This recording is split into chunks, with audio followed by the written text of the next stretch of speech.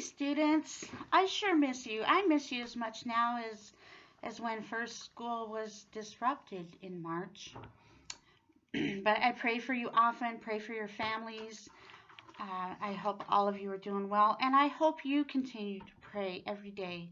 God wants you to talk to him, and oh, he loves you. He loves you very much. Anyway, I hope you're doing well in your studies, but this video is going to be Chapter 8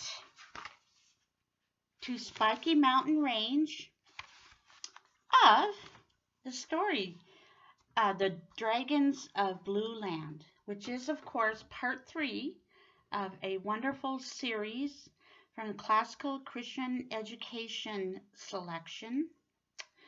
And it's written by Ruth Stiles Gannett. Her mother-in-law, Ruth Chrisman Gannett, illustrated it. I hope you got a chance to listen to the first 7 chapters. Today is Sunday, May 24th, and I also want to announce real quick a big excitement in my life. I'm finally a grandma. I'm 61 years old, and I finally became a grandma. And my daughter and her boyfriend and the baby live in South Dakota, but we'll probably be driving there in a month, my husband and I, to go visit my very first grandchild. And she's a girl, and her name is Adeline Morgan Hansen. So I love raising my own kids, and I love teaching you kids. So I'm very excited. So let's go ahead and move on. Let's review quickly what Chapter 7 was about. Our last chapter, Elmer is flying on the back of the baby dragon, who we now know his name is Boris. The dragon's name is Boris. And as they're flying to Blue Land, Boris is telling Elmer all about his siblings and his mom and his dad. What color they are, how many there are, and we got to meet polka dotties and stripies, but the sisters are all green, but different colors, different shades of green. And a couple of you, I think, accidentally turned in your map to me and your picture, the coloring of the dragons. But I will get that back to you, so you can catch up and continue to color, because it looked great. You remembered that their horns are red, their feet are red, their wings are golden, and the mom and dad are solid blue and a solid green. The brothers are blue and yellow, and the sisters are all green, but different shades of green. So we're going to... Oh, and also at the end of Chapter 7, excuse me, Boris was telling Elmer about how knights, K-N-I-G-H-T-S, knights, used to make up stories about dragons, that dragons were mean and fire-breathing, and that's why they went out and hunted them. But according to Boris, that is not true at all. The dragons have always been peaceful and sweet. All right, so let's go ahead. It looks like they're about to arrive on Spiky Mountain Range. And if you do have your map, Spiky Mountain Range is right there. Where are we going to rest tomorrow? Asked Elmer, biting off a corner of a chocolate bar to help him stay awake. I'm trying to get all the way to Spiky Mountain Range, said the dragon. No more Mr. Wagon Wheel for me if I can help it. He's an awful... A searchlight, interrupted Elmer. I'm going to put the book down because there's no pictures right now, kids. A searchlight, interrupted Elmer, as a beam of light shot up from below, lighting up the dragon's gold-colored wings. It's from that ship, Elmer.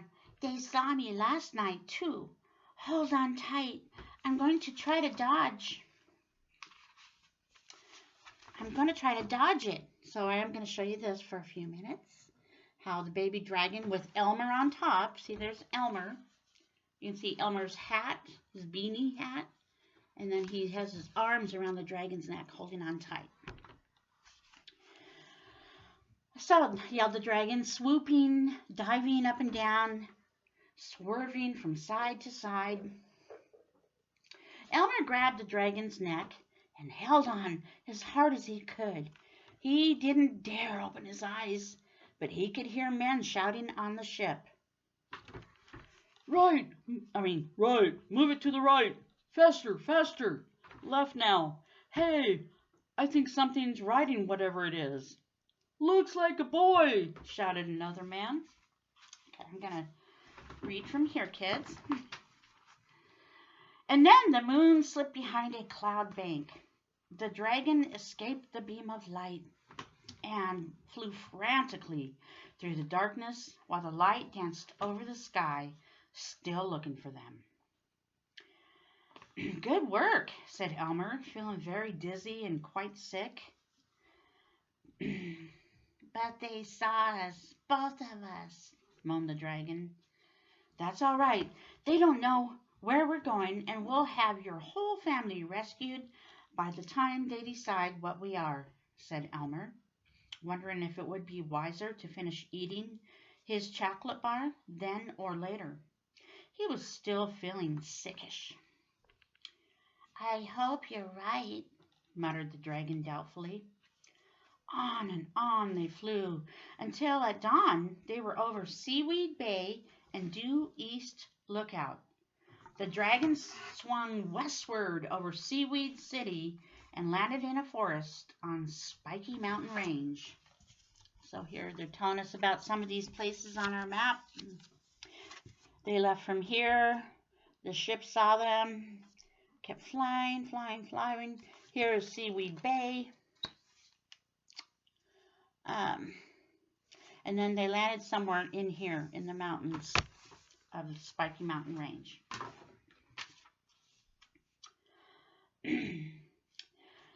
The dragon was so tired.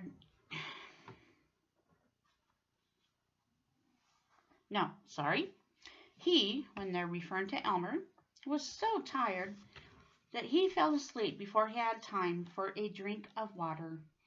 Elmer finished his chocolate bar, ate another, and a whole box of Fig Newtons.